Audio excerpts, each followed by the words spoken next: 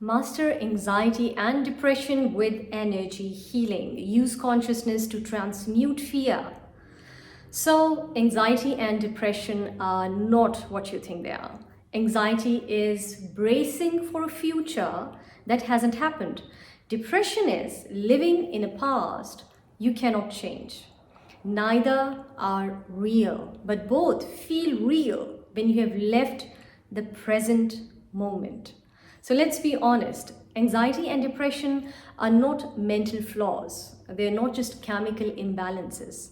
They are energetic consequences of disconnect from your power, from your truth, from your I am presence. I'm going to say something blunt, not to blame, but to wake something up in you. Your depression is rooted in inauthentic living, not because you're doing life wrong, but because you have been trained to betray yourself, your soul, to please others.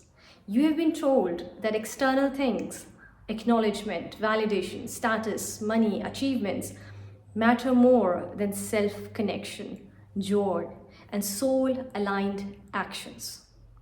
We have been programmed to believe that our primary role is to become good enough to feel adequate and accepted by society. So if you have nothing impressive to show the world, then maybe you have failed at life. That is the fundamental flaw in perception, the one that gives rise to both anxiety and depression. So you never feel good enough. You either become anxious, stuck in a hyper-vigilant nervous system, always performing, always chasing better and more. Your joy, peace, and happiness are always in the future, never here, never now. Or if the past clouds your vision so deeply that growth feels pointless, trying feels heavy, and expansion feels unreachable, you collapse inward. You call it depression.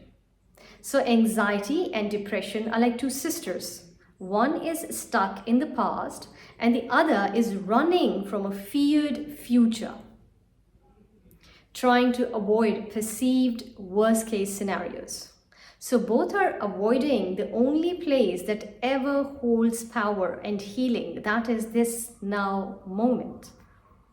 So let's go deep now into the true roots of anxiety and depression and learn how to transmute them through spiritual power, through your own consciousness, your own energy, not mere psychological management. So number one, the real cause is disconnection from the present moment, and that equals distortion. You cannot be anxious and truly present at the same time. You can't be depressed and deeply anchored in your truth. These states arise when you have given your authority and power away to your ego mind, to programming, to the illusion that safety or worth exists somewhere out there. To claim your energy state, speak, I am the resurrection and life of my perfect emotional state. And that's not wishful thinking. It is energetic law. When you speak from your I am, you're not begging for peace. You are commanding it back into being. So next time you feel fear, hopelessness, anxiety, or depression, pause and say, I choose peace over all appearances. I am the light that dissolves all shadows, all fears, all trauma. So you're no longer merely speaking to feel better. You are reclaiming authorship over your vibration. So no matter what trauma, memory, or belief system is behind your anxiety or depression, the moment you claim your truth, it redefines your state of being. You are no longer a victim. You are exercising your sovereign authority. This is the first step, where you make a conscious choice that you no longer want or need to be identified as someone who's anxious or depressed. But we must go a step further and a step deeper in our energy for lasting transformation. Number two, depression and anxiety are children of your lower mental body. the thoughts, memories, and experiences. This is where everything shifts. Your thoughts are not facts, they're frequencies. Most depression is the mind looping an old story you didn't even write. Most anxiety is the mind trying to control a future it cannot predict. You cannot heal from the same level of mind that created the pain. And that's why we call on divine intelligence, the higher self that sees the soul's blueprint beyond illusion. So in prayer or stillness, ask, Dear God, dear higher self, reveal the cause behind this pain and dissolve all distortions. So sometimes you'll receive a vision, a knowing, a calm, some guidance. That is divine understanding entering. No pain can remain where divine wisdom lives. This is not spiritual bypassing. This is rising above the battlefield to a vantage point that liberates. We stop indulging the lower mind and begin to command the energy. I command the energy of this fear to be transmuted into light. I am the light that no shadow can touch. And that is not denial. This is divine governance. You have to make a choice. This is sovereign creation. You were never meant to be at the mercy of your thoughts and emotions. You are the alchemist. Number 3, anxiety and depression are not merely mental. They are energy states transmute with breathing and grounding. Anxiety isn't a mental event. It is an energetic overflow. Depression isn't just sadness. It is frozen energy, unreleased emotions trapped in the past. And here is the most freeing part. The chemical imbalance we talk about, they are the reflection, not the cause of these distortions. When your energy is split, suppressed, or programmed by fear, your brain simply mirrors that dissonance.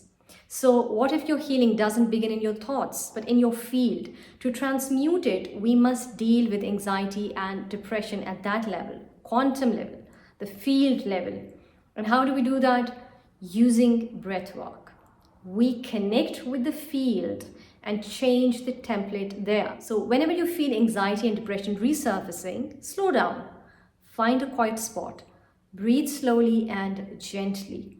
Use the power breath or the fire breath to ground yourself in the present moment. Allow yourself to be still. Let all mental and emotional commotion come to a halt. Sometimes that means acknowledging every emotion, letting them rise and giving them permission to release. And when calm begins to return, sink deeper into the stillness. And from that neutral space, from the void, you claim your new identity. You draw it in, you embody it, and you live it. Now, you may need to practice this, and that's okay. Don't get discouraged if you don't see immediate results. Remember, anxiety and depression have years and years of momentum behind them. It takes conviction, patience, and presence to slow that energy down and turn it around or turn it in a new direction. So when you face your anxiety and depression directly, you're not avoiding pain, you are transmuting it. Number 4, command spiritual energy to detach and transmute pain. You are not your pain. Depression loves identification. I'm hopeless. I am broken. I'm damaged. I'm all alone. This will never end. The future looks bleak. But that pain, it is not you. It's a garment, a frequency your soul is ready to outgrow now. It's wild. We are so confident in the illusion, so sure of our flaws, our wounds, our lack, and yet we hesitate to believe in our light. We have no confidence in our divinity. That imbalance is what dims us and keeps us playing our limited small self. So withdraw your attention, not in the sense of bypassing your emotions or suppressing your feelings, but by stopping the habit of giving them power over you. The more you brood over your problems, the more they grow. The more you focus on possibilities and potentials, the more solutions begin to emerge. So most problems are creations of the lower mind after all, and yet we often try to solve them using that same limited mind. To dissolve these patterns, we must first detach from the identity that created them.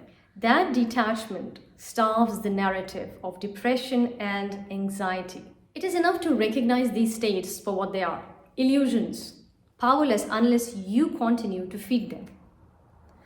What you feed lives, what you starve dies. So next time the sadness grips you, try this. Place your hand on your heart and say softly but clearly, "This is a garment I no longer wear. I return to my joy. I return to my divinity." Do not analyze it. Do not fix it. Just release it. Let it go out. That's energetic freedom. You're not here to escape these feelings. You're here to transmute them. Every fear is a doorway. Every dark night is an initiation. And when you speak with soul authority, you rise. So say with me, "I am the alchemist of my soul. I turn my sorrow into strength." So this is not ego power. This is embodied mastery. Number 5, you cannot heal until you feel safe in your energy field. This is the most important one. Here is something no one teaches us in most therapy rooms or spiritual workshops. If your energy field doesn't feel safe, your healing won't land. You can say all the affirmations, take all the meds, talk through your trauma, but if your aura is still signaling danger, your body will keep looping fear because it's sensing threat. And you will wonder why peace feels out of reach. This is where ancient energy system shines. In Chinese medicine, each emotion lives in an organ. Fear and conflict lives in the kidneys. Grief, sorrow, defensiveness lives in the lungs. Anger, resentment, bitterness live in the liver. And each organ connects to meridians that are the energy highways in the body. So when these are blocked, you feel stuck. But when they're cleared through breath work, sound, movement, intention, you feel relief almost instantly. Your energy doesn't need fixing, it needs freeing. And when you free it, your depression starts lifting, not because you snapped out of it, but because you came back online. This is the healing that lasts. So you are already free. Anxiety and depression are real experiences, but they are not who you are. They are indicators, but not identities. So when you return to the present moment, when you reclaim the I am authority, when you command your energy, when you detach from false stories, when you lift your mind to divine truth, and you use your pain as fuel for soul mastery, you do not heal through force, you heal through alignment. You're not here to manage your shadow, you're here to shine your light. So if this video resonated with you, drop a comment in the comment section. Let me know what practice are you going to try today. Thank you for watching. Stay tuned for more.